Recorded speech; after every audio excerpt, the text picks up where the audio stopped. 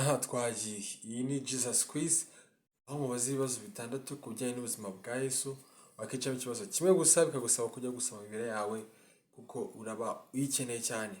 Wohereze video yawe ku nshuti yawe kugira ngo urebe nawe uko wabisubiza. Ikibazo cya mbere, Yesu yazutse ku munsi wa kangahe?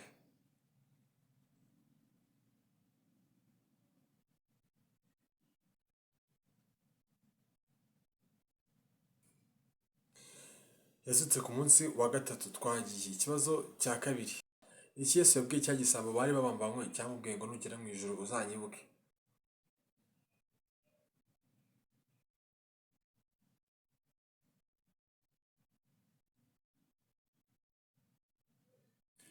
Yaramubwiye ngo ndakubwiza ukuri yuko uyu munsi turi bubane muri paradizo. Ikibazo cya gatatu, n'aya magambo ya nyuma Yesu yabwiye abigishwa be ubwo yarimo azamuka ajya mu ijuru asubira mu ijuru.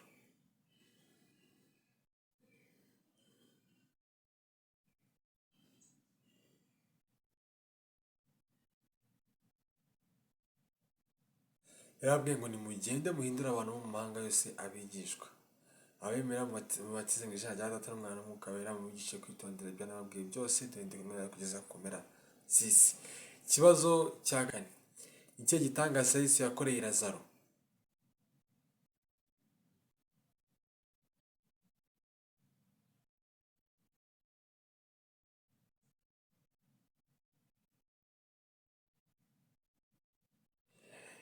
Igitangaza Yesu yakoreye Lazaro yaramuzuye. Ikindi kibazo cya gatanu, ninde wasize amavuta y'igiciro cyinshi Yesu akamuhanaguza umusatsi we?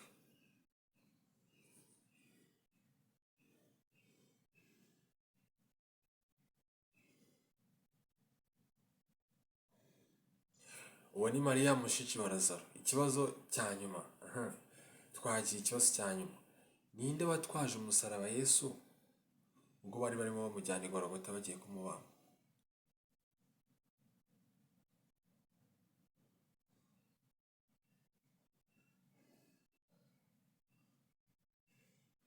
Uwo yari Simoni w'Umunyakurene. Niba ari we uvuze wabikoze.